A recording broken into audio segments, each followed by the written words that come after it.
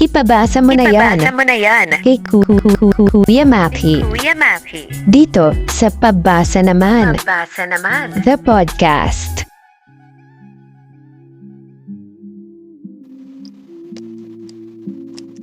Hi Kuya Maki. Wala ba akong karapatang magtampo o magalit sa isang bagay na wala naman talaga akong karapatan? Naranasan niyo na ba yung pakiramdam na parang nagtatampo ka pero afterwards, bigla kang magigilty? Kasi parang hindi naman dapat ganoon yung nararamdaman mo. Nagsiselos? Nagtatampo? Nagagalit? Dapat nga ba? Kaya ipapabasa ko na lang to sa'yo, Kuya Maki. Naniniwala akong mauunawaan mo to. Kaya sa'yo ko to pinadala. Promise lang na wag mong ilalabas yung real name ko, na itatago ko na lang sa pangalang Denden, 21 years old. Ilang taon na ako hindi ulit nakaramdam ng pagkagusto sa isang tao. Hanggang sa nakilala ko si Charlie, di niya din tunay na name. Schoolmate ko. Same course pero ibang section. Sa totoo lang, wala naman akong pakialam sa kanya hanggang sa ewan ko. Isa talaga sa gusto kong love language ng tao ay yung nangungumusta sa akin, tsaka yung time na nilalaan niya every time need ko ng kausap. Ganun siya eh. Sa totoo lang, ang husay niyang kausap. Ang dami niyang wisdoms sa buhay. Pero nandoon pa din yung pagiging talk shit niya. Grabe. Perfect combo yun ha. Tsaka, isa pang nakakatuwa sa kanya. Pag nakausap ka na niya, marami na rin siyang i-share sa'yo. Nakakatuwa lang yung feeling na may nag-a-update sa'yo ng buhay niya. Hanggang sa one time, nag-share siya ng isang nakakagulat na revelasyon. Langya. May jowa na pala siya. At eto pa, laking gulat ko kasi kaklase ko yung jowa niya. Kahit sa room namin, walang nakakaalam kasi sobrang tago. Hindi nga sila makitang madalas nagsasama sa school namin. Siyempre ako, sigulat na, wow, grabe, di namin nahalata yun ha. Oo, nandun yung pasasalamat ko na sa akin niya unang sinabi yung hindi nalalaman ng lahat. Pero, nandun din yung gulat. Selos. Hindi ko pa siya feel that time eh. Like, ewan ko. Hindi ko naman dapat talaga maramdaman yun. Hanggang sa tumagal na ang panahon, parang nahihiya na lang ako. Or nahihiya na lang talaga ako. And nandun na yung time na hindi na kami gaano nagkaka-chat. Tsaka masyado na akong nag-iingat sa mga sinasabi ko. Though, oo, gusto ko pa din siya, kaso may halo ng guilt. Weird na din lahat. Tsaka, medyo may nabibuild ng selos kasi medyo nagiging cold na ako. At doon ko napagtanto na unti-unti na pala akong nagsiselos. Pero, sa totoo lang, ayoko naman siyang maramdaman dahil alam kong bawal. Bawal kasi kami ba? Bawal kasi may iba siya eh. Ayoko din namang umamin kasi baka mailang na sa akin.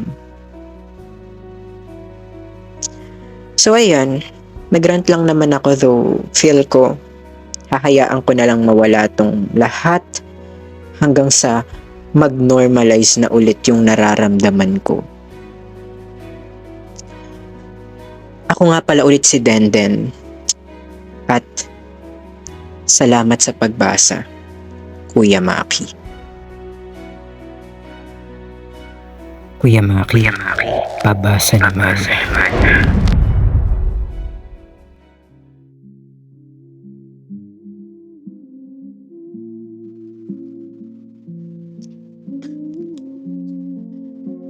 Ay, naku po.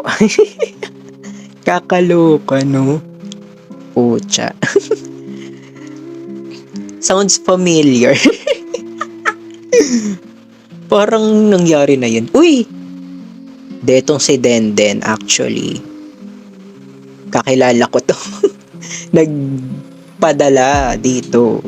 And actually, may konting idea ako dun sa sinasabi niya. Kilala ko din yung boy. Yun.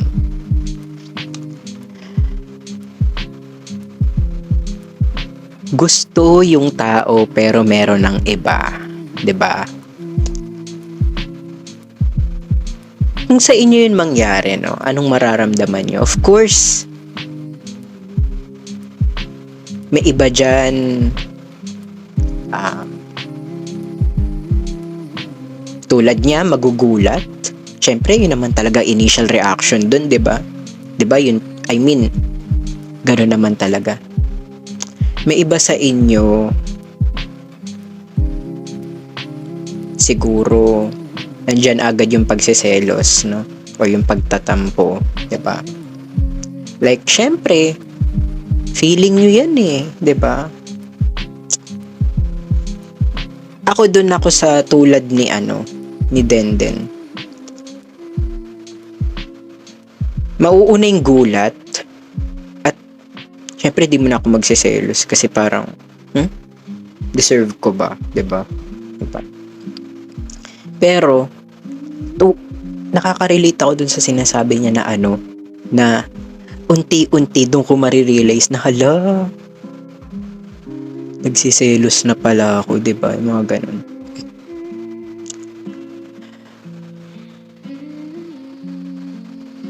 Ayoko mag-revolve sa akin yung kwento.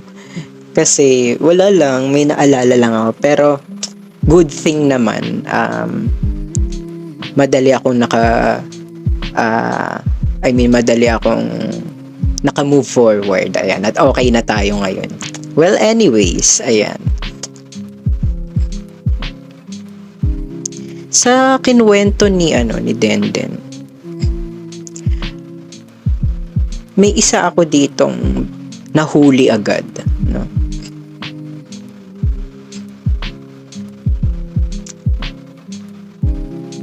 Dun sa part na ayoko din naman umamin kasi baka mailang na sa akin. 'Di ba? Sa lahat ng nakikita kong nangyayari sa'yo, bakit parang nawiwirdohan ka na? Nagiging cold ka na? I think those things are part of your defense mechanism para masabi na nagtatampo ka na o nagseselos ka. 'Di ba? Ito yung pinaka nakakabwisit sa lahat. Alam niyo yun? Sa totoo lang ilagay niyo yung sarili niyo sa part na kayo yung gusto ng tao. I mean, sa'yo nagkakagusto yung tao. And dadating sa point yan na hindi ka na yan maiintindihan kasi lalala yan, actually mag-e-escalate yan. Sa totoo lang, mag-e-escalate yan sa totoo. Yung selos, yung siyempre sa una parang okay lang, sige, masaya ako for you guys, ganun. Pero pag tumagal yan, tingnan nyo. Pag hindi nare-resolve or parang lagi na lang, bakit ganun? Kasi hindi na niya, like, nandiyan na palagi yung, sus, kaya hindi ako chinachat nito kasi, or sus, di ako nire-reply nito kasi, meron nga pala yung ayan. Tapos pupunta na yan sa mga kilos mo, ayan, yung nagiging cold, ganyan. Kaya medyo bigla akong medyo bigla akong taas ng kilay doon sa part na ayaw mong sabihin kasi baka mailang sa'yo. Hoy, alam nyo, no, tandaan nyo to. para dun sa mga taong ayaw umamin, no?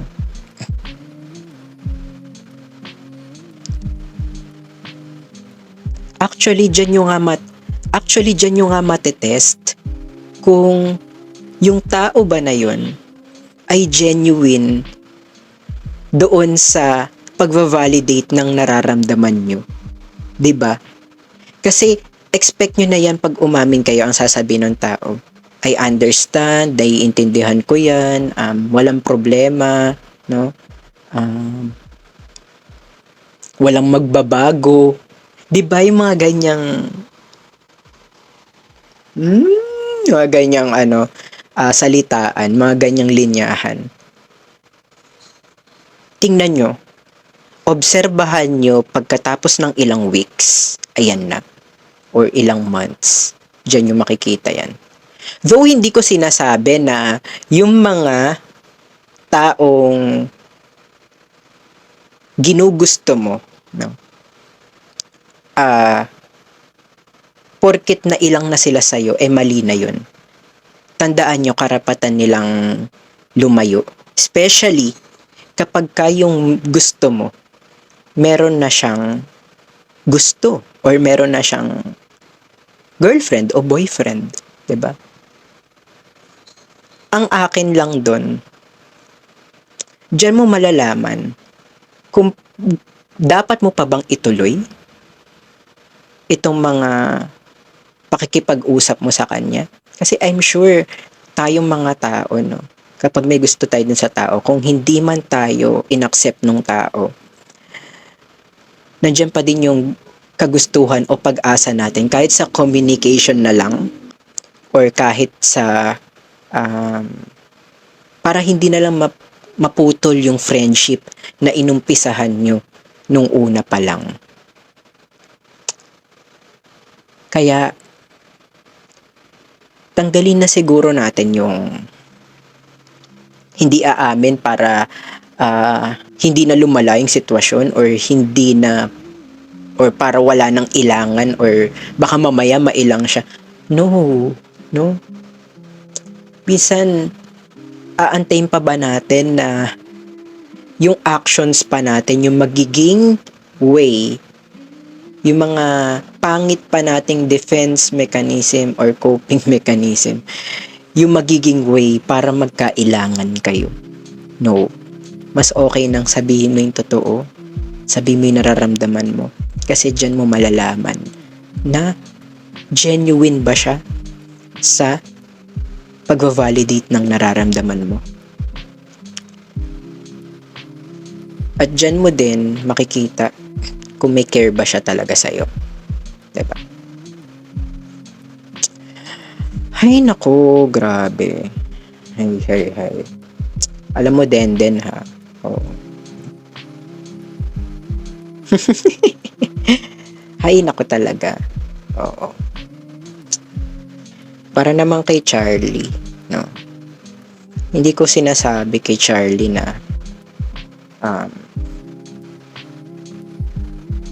kontrabida siya dito. No, walang kontrabida dito, sa totoo lang, no? Kasintahan niya yun eh. And kung si Charlie man soon, kung aamin man tong si Denden, mailang kay Denden, no? Si Charlie, walang problema, no?